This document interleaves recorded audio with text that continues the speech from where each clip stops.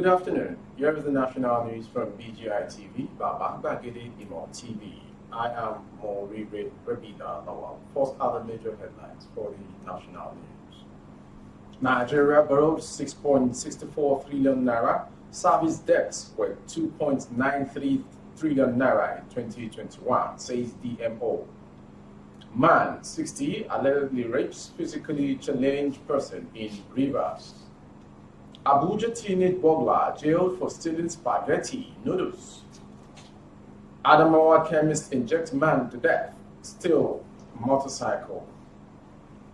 Policemen guarding Ogun estate killed bricklayer, hit eyed corpse. Returned artifacts must be properly kept or need. Now the news in detail.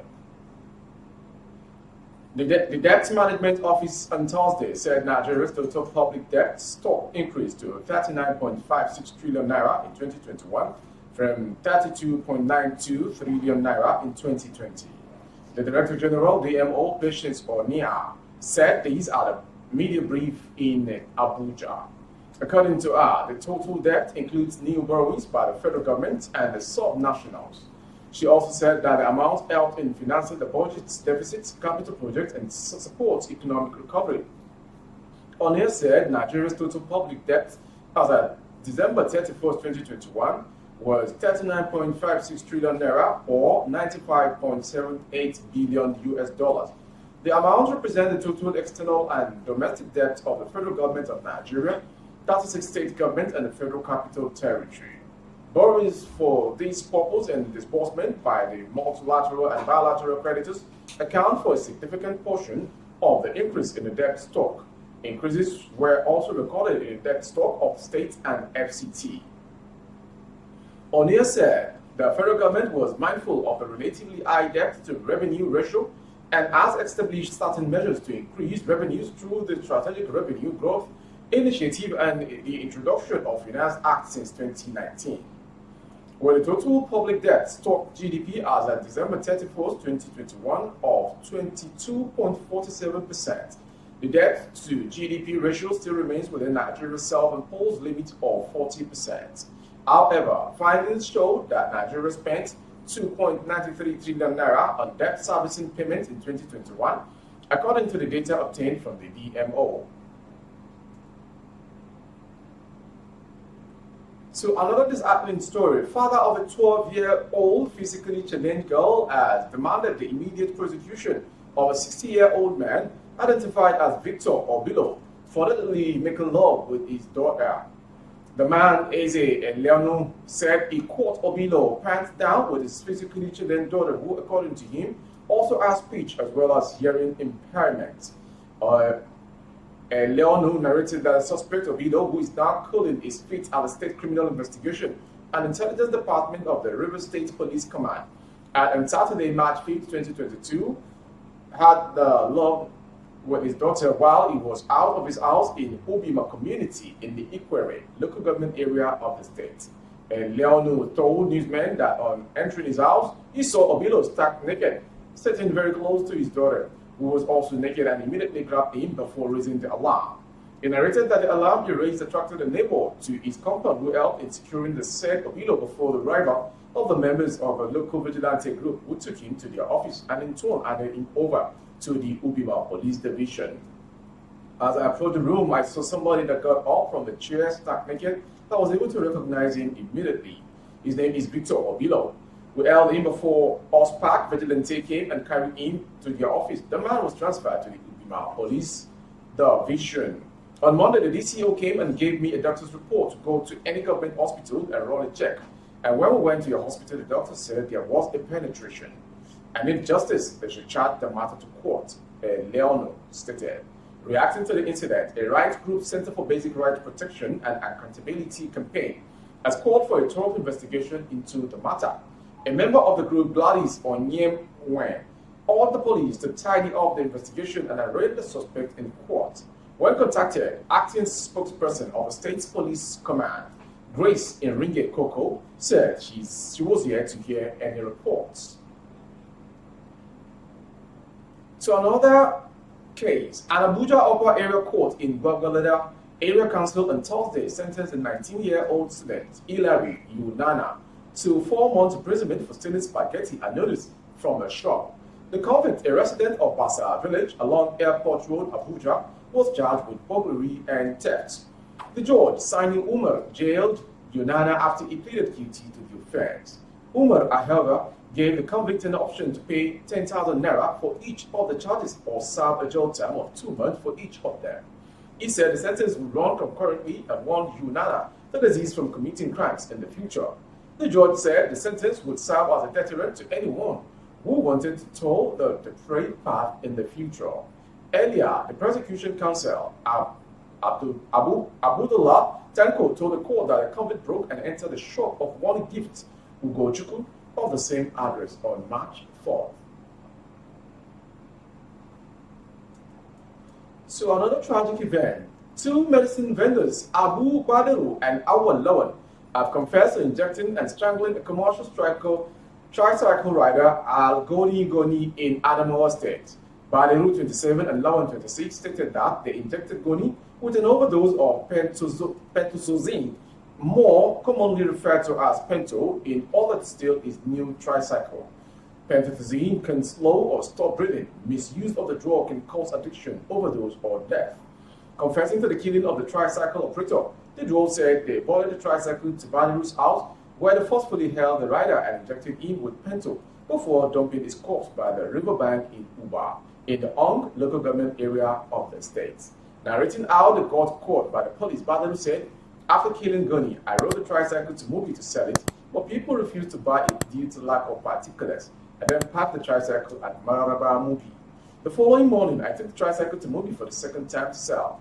I decided to call a buyer from Uba, but when he arrived, he asked me how I got the tricycle since he knew me to be a betting store operator. The man who came to buy the tricycle called the chairman of the Tricycle Riders Association and informed him without me knowing it. The chairman and the prospective buyer were accompanied by a policeman who told me I was under arrest." Lawan, while speaking on his role in the murder, recalled that on March 4, 2022, he got a call from Badaru, who sought his assistance with a plan to kill the tricycle operator so he could raise 100,000 naira to settle the debt.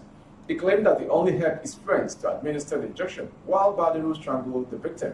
The State Police Public Relations Officer, PSP, Suleiman Ungoreje, assured that the suspect will be charged to court at the end of the investigations. To another story from Ogun State.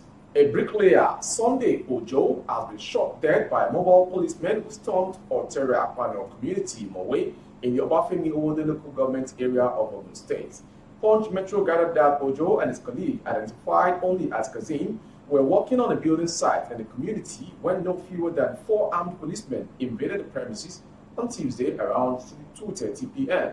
The cops reportedly opened fire on them as a bullet hit Ojo. He died on the spot. Kazim, however, escaped death by a whisker. The policemen were said to have dragged the victim's corpse and dumped it in the bush in a bid to conceal the crime as they fled the scene. The Bale of the community, Ismaila Fatoye, told correspondents on Thursday that residents gave the policeman a hot chase.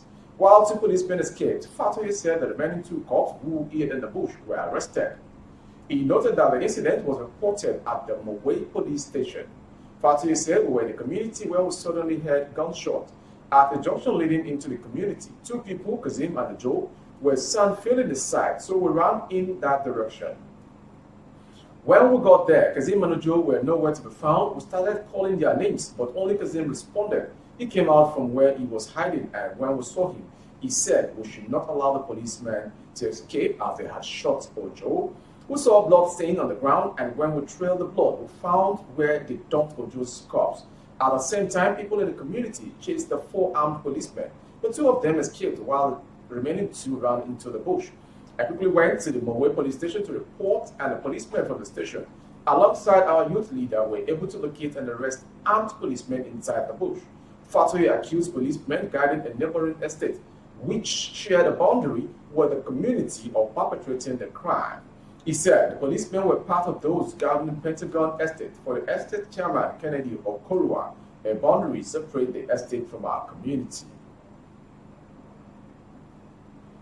And to the last story. Oni of Ife, Obadeli Ogunwusi, has set calls for the repatriation of artifacts and antiquities of the Yoruba origin must be backed with the ability to secure the items when eventually repatriated. Oba Ogunwusi spoke at Igbo Local Heritage Site in Ife during the on-site exhibition and opening of the ancient Igbo Local Heritage Site, where the prominent Orio local bronze head was believed to have been discovered, excavated in 1910 and taken to the British Museum. A statement by the monarch spokesperson, Moses Olafari, on Thursday also said about Ogunwusi declared that he was already working with some tertiary institutions, including Obafemi Awolowo University in Ife, to ensure that the artifacts, when returned, were properly kept for cultural and economic use. He said it is good to request and celebrate the repatriation of these artifacts, but the most important is for us to plot it appropriately for cultural and economic use.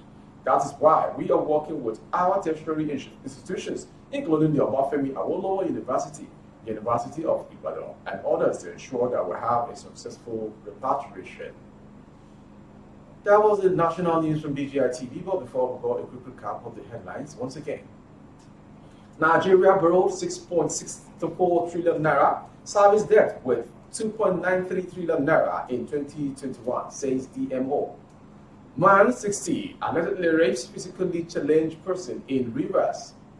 Abuja teenage burglar jailed for stealing spaghetti noodles. We also brought to you Adamawa chemist inject man to death, steal motorcycle. Policemen guarding Ogun estate kill bricklayer, eyed cops. Returned artifacts must be properly kept or need. For more updates on our YouTube channel, the handle is Baba Gbagede Imo TV. Kindly subscribe and click on the notification bell, selecting option all to access our updates. On Facebook, Gbagede Imo with Alawiye Adebayo. Please like and follow the page for you to enjoy our updates as well. On Instagram, Gbagede Imo _22. For advert placement strictly and coverage of events and function both outdoors, the phone number streaming on your screen is a direct line to call for advert placements. Not forgetting celebration of Baba Gbagede Imo come Tuesday, God's willing. May the Lord continue to give us more prosperous years ahead. And to our beloved fans all over the world, I am Moriri Rebila Lawal. Jumat Mufida to all Muslim brothers. Thank you for watching. Good afternoon.